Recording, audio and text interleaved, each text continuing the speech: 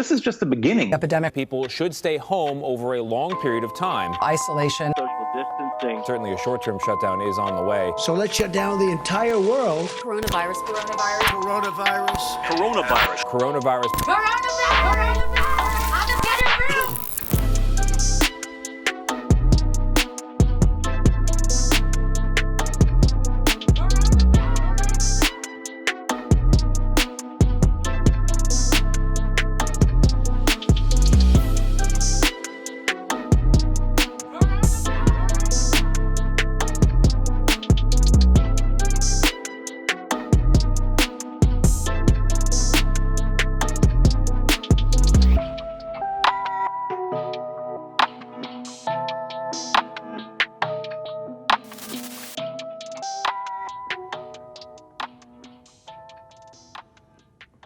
Does anybody have anybody feel any symptoms? No, I'm good. I'm good too. Guess whoever didn't answer is it. Somewhat. All is well over here. Tammy, you said there was some more cases that were in Forsyth County. Have they talked about it yet publicly? Not that I'm aware of. Just what my mother shared with me yesterday. And what? They have cases in Winston? Yeah, they've been had cases in Winston. Okay. Do you know if permits and plans are closed? That I do not know. I've heard somebody said that they were closed. Yes, so what's Is that the register? Is that where the register of deeds and stuff are? No, this is like where you get permits for building, and it's like the water department and all that stuff like that. Oh, okay. I can find out. I heard they stopped giving permits for the next 30 days, so I figured this out. So real quick, obviously everybody stays safe. That's why we're staying at home. I'm at the office right now, so I'm gonna be working out of here, in and out for the day. To be honest, I think we're getting a lot more calls for a couple reasons, and we just got to think logically. People that have been sitting on houses may feel a little bit more motivated. Most of Americans are living check to check. Obviously, I have you guys working from home because I want to continue to pay you guys, whether anything is coming in or not. But I believe that this is an opportunity for us to really, help the people that need. So I'm going to still need all hands on deck. Francis went out and got a contract on a property in Greensboro this past weekend. I'll put that in the chat. I have an executed contract, so I guess I will get this. I'll put this in the portal. And I guess, Tammy, you can start doing kind of whatever you need to do. And I guess we'll try to go ahead and close this one with Derek. Derek, do you have, can you update anybody on where you stand right now? We have title insurance with investors. I talked to Bank United yesterday. They said it takes 3 to 5 days to get everything set up, 3 to 5 business days, set up my account. So by the end of this week, I should be good. Okay. Other than that, I mean, I think we still got like one more quality training to go over, the reconciliation services, and then from there, I think me and Tammy are be ready to put some things in action. Perfect. Is that about right here? Yes, it does. Sounds good. And even though I guess the courthouse shut down is a little bit of a blessing. It frees you up a little bit, so it allows us to be able to kind of get ahead of the game. While I know you still obviously have a lot of your legal stuff to already do anyways, but this allows us to kind of catch up to speed and stuff like that. I don't know if right now, I really think we're going to be on this lockdown for a couple weeks, to be honest with you guys. So we really just need to be over communicative on Slack, and really just try to do this as if we were in the office. Leica, you just joined us. I noticed the phones were ringing a lot. Are we seeing a more increase of calls here lately? Yes, we're actually getting more calls from the website, Cash Homes Try It, and some from Paul's Wholesaling. Okay. So we won't slow down. I'm going to put Scrawny on a dialer today to kind of attack some of the stuff that we've got some big buyers that want to buy in Thomasville and some of these areas that we kind of neglect anyways. So I'm gonna put him on that today. Paul, I know we're getting rid of Mojo, and we now have Call Tools. I have 2 licenses for Call Tools. So I'll roll that out today. I just really got to figure out how to get you over that email. What I talked about with Alexis that we're still working on now is to have, Leica, Paul, Alexis, and anybody else on their staff to really kind of run the front end of Cash Homes Triad. And I'm working out the details with them now. They've requested some stuff, but I really want the team here at Venture Atlas to kind of focus on the members and stuff like that. So, but since we don't have that now and there's a lack, I think we need to ramp up the other side of actually, going out and getting deals. So our website is naturally SEO ranked high, so we're going to be getting calls. So I want to reduce the amount of calls we're missing. Leica is only one person, so she can only get, 1 call at a time.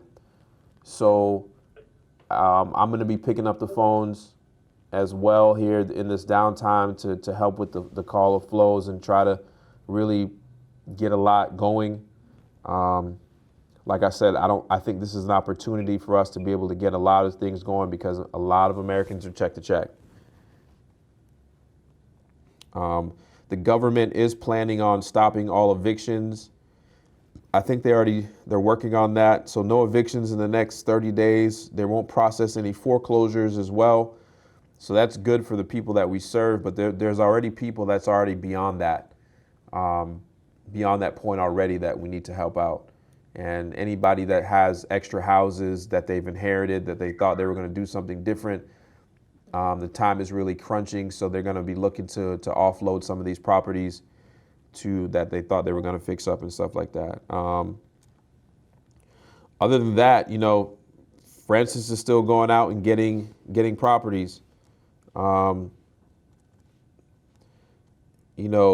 I mean, let's just keep it up. I just want everybody to stay safe. Obviously, reach out to Orlando or myself if you need something. But let's just keep going. I think this is a great opportunity. So and listen, guys, us here and at home, it's gonna head in that direction. So don't be surprised. Prepare yourself. If somebody needs to go out and get groceries, get it. I don't want to scare any of you guys. I just only could really think that whatever happened in Italy is we're going to be doing the same thing. The only way to really slow this virus down is to have less people within contact with each other. So it just needs to make sense. So don't panic.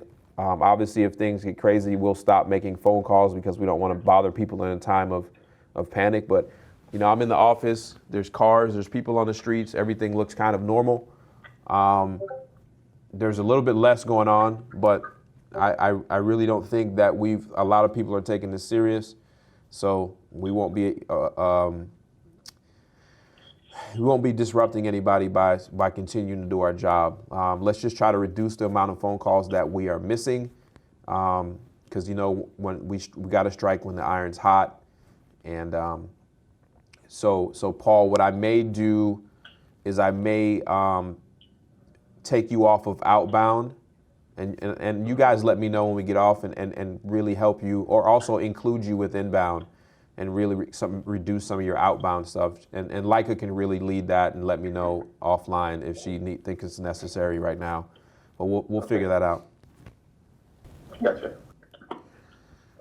Cool. Everybody okay, so stay safe. If you guys need something, obviously Orlando and myself are here. Let's keep working. If you got any questions, let's be over communicative in Slack. I can't say that enough. Let's just, because we got a supplement of not being in person. So if you guys need something, whether that's the team here in North Carolina or the team in the Philippines, reach out. Let us know if you need something. We'll help out as much as we can. Hey, Francis, tell that story on the house before we get off. I'll make this the last thing so everybody can get back to doing what they're doing. Tell that story of you going out to a property the other day. Can you tell that story of you going out to the property the other day, the one I sent you? The one in Greensboro? No, we talked about that one. We got that one on the contract. But we're talking about, yeah. The one yesterday? No, not that one either. Okay. The one where they were surprised, Francis. Just tell the story for him. Yeah, my old timer is.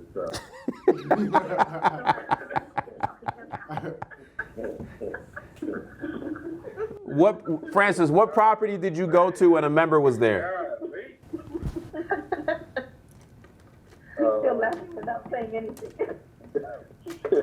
I don't know which one. All right, guys. What happened was I sent Francis a property the other day. He went out to look at the property, and when he pulled up, it was one of our members. Oh, now you remember. Yeah. Yeah. So, yeah. Well, thank you for remembering, Francis. Man, you put it out. I told. Yeah, I mean, you know. I'm not judging you. I just said thank you for remembering. That's all. Oh, yeah. Thank you. All right, so I don't want to take up any more time. Reach out if you need something. Let's be communicative in Slack, and then I'll see you guys when I see you. All right, everybody. Have a good day. So we're having to do, obviously, remote phone calls, remote stuff, and my team is at home working. Everybody has a MacBook, so it's not hard for everybody to work from home. But you obviously want to, as a leader, you need to calm everybody down and make sure everybody goes back to work, because it's an opportunity here. Plus, I'm guaranteeing that everybody gets paid, so we need to have everybody working. So part of being in this days and time. 4 years ago, for all cash, for $132,000. He was thinking of listing with the realtor, but doesn't seem ideal with the virus and all that. Timeline to sell is ASAP. Reason for selling, he's moving in with his dad, who has a health problem. His girlfriend lives in Kernersville, but he'd rather live with his dad so he can take care of him. Repairs needed. Needs some paint downstairs. There was a leak in the ceiling, but before, new roof 4 years ago, took care of it, but some new sheetrocking painting in the ceiling. He has estimates around 4,000 repairs, has laminate floors downstairs. The carpet in the bedroom can use some replacing. Kitchen may need to be updating. The linoleum downstairs may need to be pressure washed. Prop stream estimates $160, prop stream comps is $189. Doesn't have a mortgage, but has a tax lien of $2,600, which he's supposed to pay $400 a month starting this month. Asking, he'd like to get in between $120 and $132. He can't show the house today, so some people are coming over to buy some of his furniture. So what I would do is I immediately run over to what I use just to look at, I run over to PropStream. I'm gonna log in and see if I can run my own comps on the property. Put the address in and details. So he bought this cash. This is what the house looked like when he bought it. Decent little country house. Just needs some updating, some painting. Maybe paint the cabinets white, new countertops. Bathrooms look decent, at least from what it was before. Baseboard, occupied. So I'm gonna go straight into running comps. You paying attention? Yeah. So immediately what I'm gonna do is I'm gonna go shake this down. Instead of a year, I'm gonna go 6 months. 1, 2, 3, 4, 5, 6, 17. I'm just gonna say by this day. Minimum bedrooms, he's got 3, so I'm gonna go 3. Minimum bathrooms is 2. So I'm gonna go 2. Property, his is 12, yep, so that works. Half a mile. see, Brook. So I'm gonna see the closest thing I have to the property is number 2. I'm gonna look at this property in detail to see what it compares to the one we have. All right, so he's got a brick, this one's a brick house, right? A little bit different. Same type of style. This is what it sold on the MLS. Estimated value was 206. They end up getting 204 in 2020. That is just this year. And that's a 3-2, 1,500 square feet, 2006 built, but it's in a place called Shallowford Reserves, which is fine. So everything I'm seeing looks like, so somebody bought this cash. Let's see what this looks like, foreclosure, cash. That's absolutely trash. So I know I got a deal. So already, just because of me knowing the market and how everything is, I know I have a deal. Now he wants 120. I'm gonna try to lock him up at 115 because I have some hard costs that I have to take care of, right? So that's, if let's just say I could sell the property for $175,000, right? It's gonna cost me minus 6%. It's gonna cost me 6%. So I'm at 164. I'm gonna pay him 115 cash. That's 50,000 minus repairs. Just say I go in there and spend 10,000. It won't be much. I'm at 40,000 on profit. It's a no-brainer. All right. So somebody paid $103,000 in October of 2019 for that house. So if I can get this for 115 cash, I got a deal. Because now let's look back at what's the sales. We know this one's too much because it's a 06 model. We know this one's comparable square footage. Bedroom, bathrooms are the same. It's 0.4 miles from the subject property. So let's see where, now this, you also have to take that into account too, right? Because you're talking about number, so 2, number 3, it's over here, right? So your subject property is down this cul-de-sac. That's a good benefit. But then he's down here in this cul-de-sac. Kind of close, but your most comparable property is this one that sold for 204. Number 2, right here, sold for 182. So what I look at now is, I know this is too high, 204. I know this is a real good price. It might be somewhere in here, but you really gotta look at, you gotta take some off for the square footage. So really, this is about right. I'm getting that 115. See what I'm saying? So the high sold for 131 a square foot. The average is around 101 a square foot. And it's just math. It's just like comparing apple to apples, taking out the ones that are grapes and different, and then say, okay, these are my most comparable properties. This one's a little bit more newer, so we're gonna take some price off for that. This one's a little bit older, I'm gonna add some price for that. Like all types of stuff. And then you come up with a formula and say, okay, I'm in this range. I'm in this 155, 165 range. Or 165, 175 range. Okay. Right?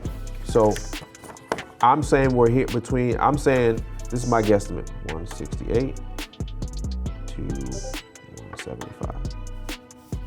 Let's see what Francis says. There's only really 2 things you need real estate license for. Well, really, it's buying and selling other people's properties.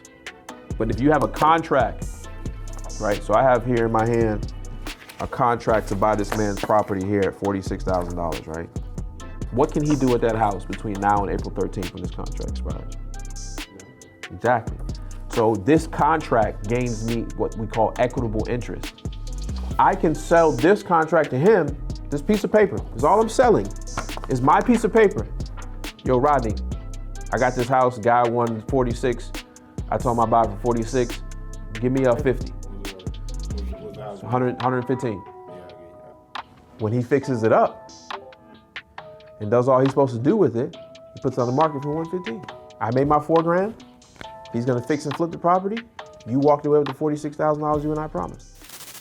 A lot of us, it's a business for us, just like a restaurant, just like anybody else.